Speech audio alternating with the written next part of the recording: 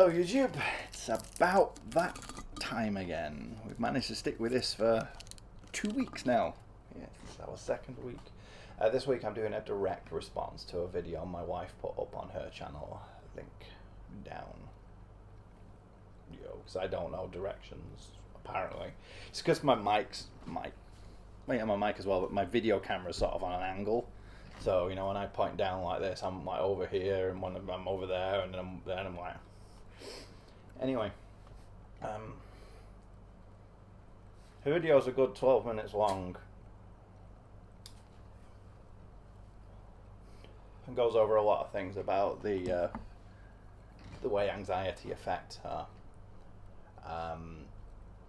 But I want to pick out one tiny little point right at the beginning that she mentioned about timing. She commented that the channel that she's been doing now was supposed to be about mental health and her problems specifically, but just mental health in general. She's uploaded a few really good videos on there, but she wanted to start talking about anxiety, and she said it never really felt like the right time. But then waiting for the right time's never going to come. It's just one of those things that sometimes you just have to do, and I think that's an important point. That's an important point for anything to do with, well, anything really, but mental health in particular, because I can only speak anecdotally, but I've noticed that a lot of people seem to wait for the right point to get treatment. You know, I don't quite understand that. But at the same time, I think I do. Because, you see, waiting is something that I'm very familiar with. Because it's the anticipation of, like, today I'm supposed to be going out to see my daughter. I'm not sure if I'm actually going to make it out of the house today, because it's been building up for a while now, because I've known that I'm going for almost 2 weeks. And it just, at first it seems okay, but then right up until this morning I thought it was okay, but then when I was asleep this morning, or half asleep, it just started weighing on me really heavily.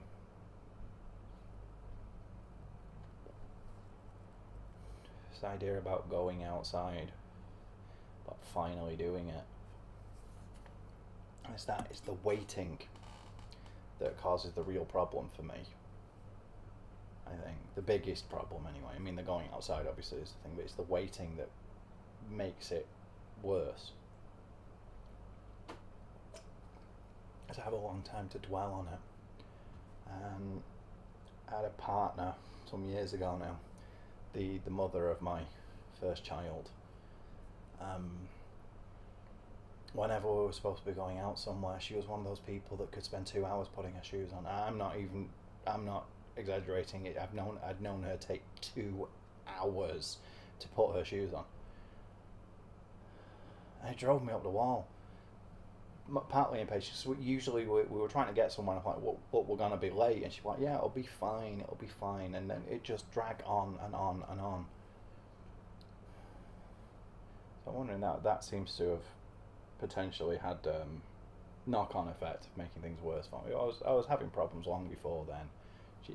She didn't cause it, but she certainly exacerbated it.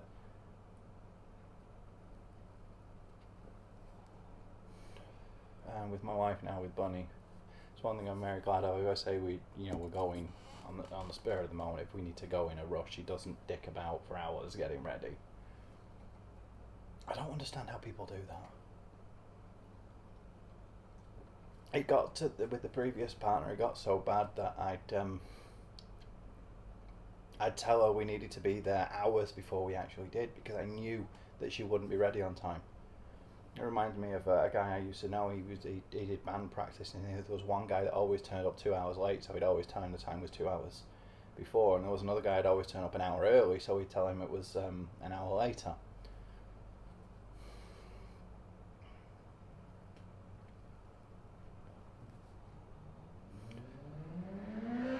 Where am I going with this? Time. It's all about time, I suppose. Timing.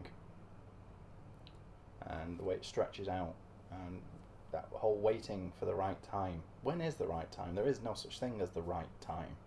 It's like in relationships, you're waiting for the right time to tell somebody you love them, to get married, to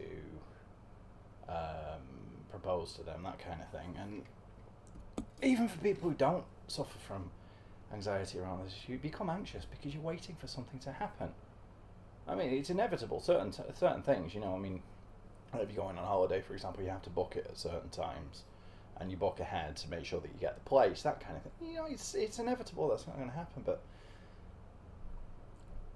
it's just this idea of waiting, especially when it comes to some kind of illness. That's a bigger issue. I mean, because people do the same thing with physical illnesses as well. You know, I have to work, or I have to look after the kids, or, you know, they're all valid reasons. You know, they're things that you have to do, but your health comes first. I think that's the key point I'm getting at here, is health is more important. Don't worry about anything other than your own. Be selfish, because you know, you need to look after yourself. And you can give me all the arguments about other people are more important, they need it more than you do, they need you to be a certain way. So, well, if the best way you can help somebody else is by helping yourself first, because if you are better, if you're in a better position, a better state of mind, better state of health, if you are healthier, you know, then you'll be able to do better for them. There was a guy I used to watch on YouTube, I can't remember his name. But as he pointed out, there was a relationship he was in where his partner kept complaining about the things he was doing, like the fact he was going to the gym and he was getting a job that he was working longer hours that she didn't like, or something like that. And it's like the best way to do good for somebody else is to do good for yourself. You focus on being the best version of you that you can be. If you make yourself better, you know, if you feel better about yourself, then you'll be able to do better for the people around you. And if the people around you are constantly telling you that what you're doing is a problem for them, then you should fuck that bitch, get rid of them, because they're obviously not interested in you, they're interested in themselves, which again is absolutely fine, but you will always have to come first for yourself, even with children. You know, you put your kids first, yeah, but you put your kids first by making sure that you are good. I mean, there's a difference between neglect. It's not about, you know, not to the extent that you ignore them, obviously, but you need to take care of yourself. You need to keep yourself healthy. You need to keep yourself focused. You need to do what's good for you. And if the people around you really love you, then they'll like you more because you are happier. And if you're happier with yourself, the people who love you will be happier with the way you work for them. And how does that relate to anxiety? Well, if the biggest problem you have is being anxious, then you're going to have to deal with that yourself by being selfish, by focusing on yourself. We see selfishness as a bad thing, and taken to extreme, anything is a bad thing. But you need to put yourself first in situations like that, because you need to look after yourself. The best way you look after yourself is by looking after yourself. Trying to help other people. A lot of people seem to do that. They try and help someone else because it makes them feel better, but it doesn't. It's a temporary thing.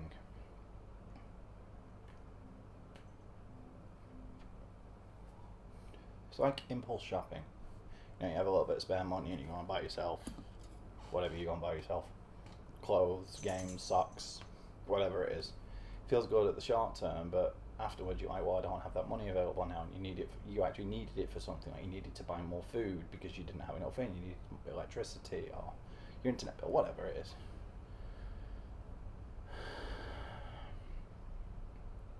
I really don't know where I'm going with this anymore. I think I've gotten the key point that I wanted to make across. So this is becoming, trying to process it all and make sense of everything that's going on in my mind is difficult, because this is a deeply entrenched condition for me now.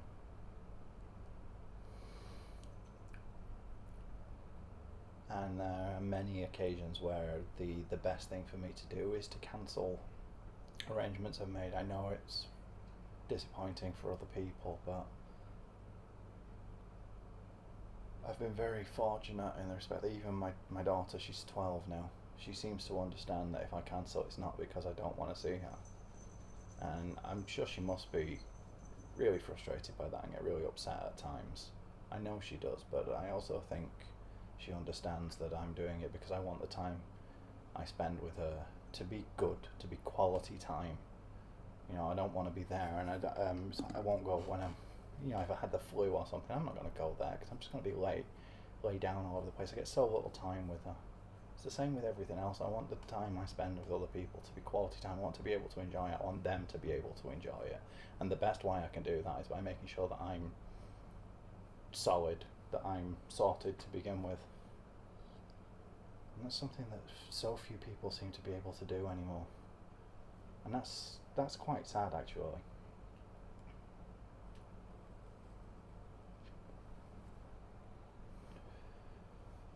We've made this idea of working on yourself seem like such a selfish thing to do. The word selfish itself is seen as a bad thing. Yes, how dare you make your own life better? What the hell is wrong with you? You're a terrible person for daring to think that you should be okay with yourself. Yeah, then we applaud the most successful people. And what have they done? They've worked on themselves. They've worked on their passion project. They've worked on what they wanted to do.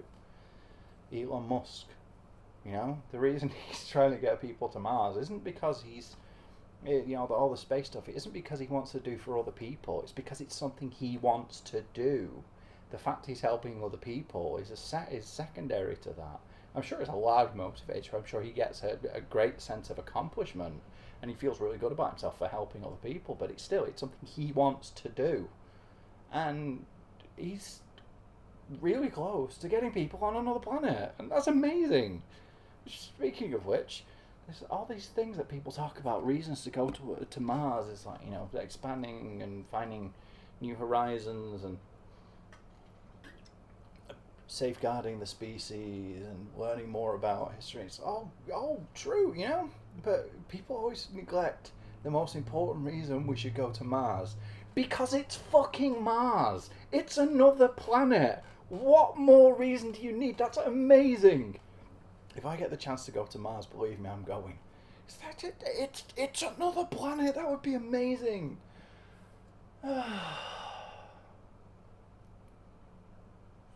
So yes, time. You have so little of it available. Make the most of it. Do the very best you can for you. Because if you are better, the world around you will be better. And the people around you will be better for it. So, yeah. My wife's editing her response to my last video at the moment. I've done this. Ramble for 13 minutes without really making any points. But I think I said everything I needed to say. So, until next week, thank you for watching. Sniff.